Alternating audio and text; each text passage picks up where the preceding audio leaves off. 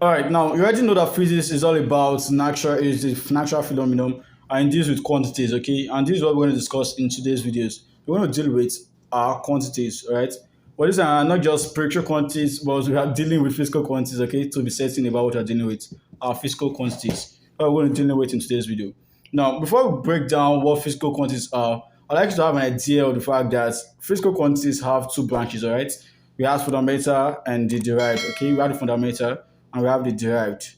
All right, the derived quantities. So you have fundamental quantities and derived quantities. Now let's go through with the quick definition.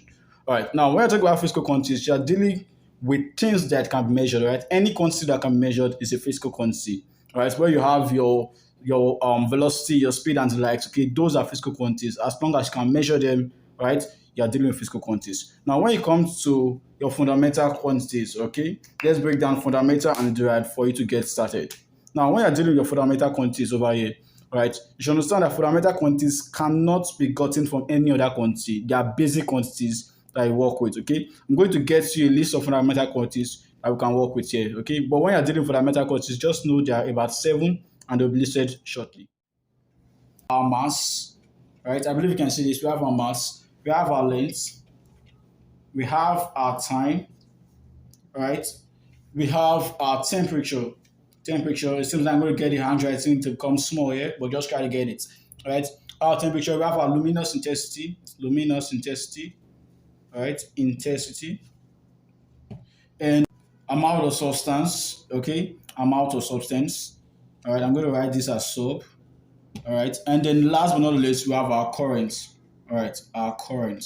So having this knowledge of the 7 fundamental quantities we've break through the aspect. Okay, we're going to teach you the symbols of fundamental quantities. We're going to teach you the units that will go with them and make sure that you understand how they work effectively. All right, so we've listed out the 7 fundamental quantities right about now.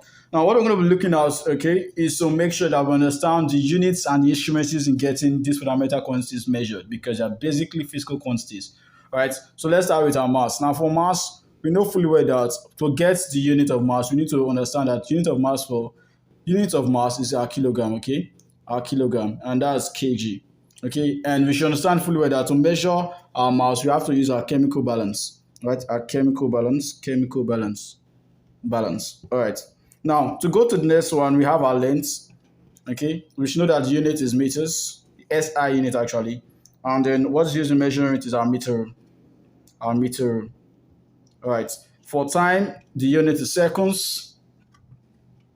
All right, and you can basically use a stopwatch or a clock to just do that. But let's work with our stopwatch here, right? Our stopwatch. I believe we can get this, all right? For temperature, we have our SI need to be Kelvin. Some people might want to say degrees Celsius or thereabout, but we are working with Kelvin. And then what is used in measuring it, you already know that your thermometer. You can effectively use your thermometer for measuring this, right? Okay, and then when we get to luminous intensity, this is where the real game is, all right?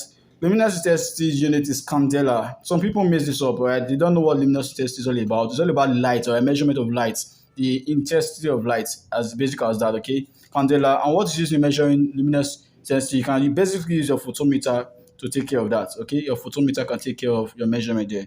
When you get an amount of substance, we're dealing with mole over here. Now, we're not using the E here. This will be wrong, okay? We're doing it without the E. So this is mole, M-O-L.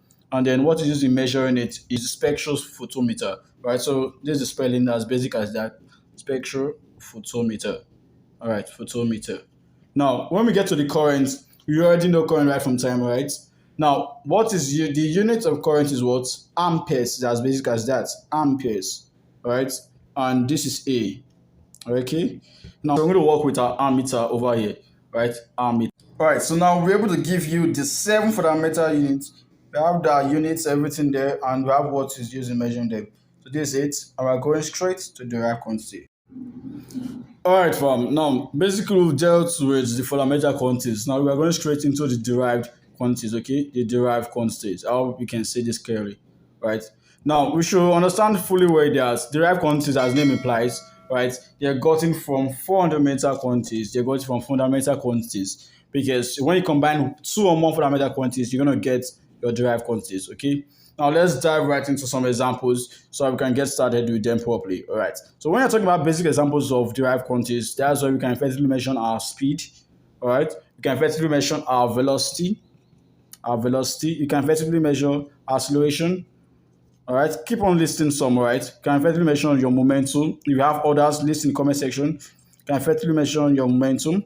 You can measure your impulse. All right. And I think for this video, impulse, and last but not least for this video, we're going to be dealing with our force. All right. Force.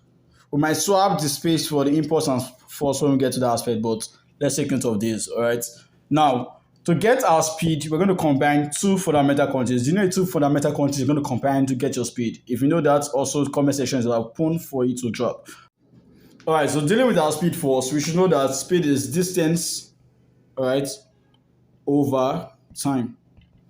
Now, velocity is the next for us to touch. Velocity is what? Displacement, because it has a unified direction, all right, over time. We're going next to acceleration. What is acceleration? It's simply what? Velocity over time. Now I'm going to talk about something really unique over here. Now you can see we've touched velocity somewhere here, and now we have acceleration here. So if you take this arrow over here, you can actually get your velocity by using this same formula for you can actually get your acceleration by using the same formula for velocity. Okay, I'm going to break that down when we're dealing with dimensions. So you make sure you watch our next video to understand that aspect too. All right. Now for momentum, show that momentum is simply what? Mass times velocity. You can see everything is interrelated. All right, interrelated. All right. Impulse, which the impulse is what? Force times time. But note, we're supposed to work with force before dealing with impulse. So I'm just going to touch it right now. Force is simply what? Mass times acceleration. All right. So if you understand these aspects, you should be ready to go straight to that dimension. All right. So this is what we're covering in today's video. We've done it with introduction to physics, where we talked about the physical quantities. We broke down the fundamental derived quantities. We gave out what you can use to measure them, all right, mainly for fundamentals. For the derived, we broke down how you can calculate and get your derived quantities from the fundamental quantities. Now, I know you've gained a lot from today's video, and this is what I'll be asking right now, that you smash the like button on this video, hit that subscribe button right now, and let the notification bell be smashed right about now, right? Let it ring, okay? Join the family, join Brainiac's family right about now, and make sure that, yes, you check out our next video for more learning content.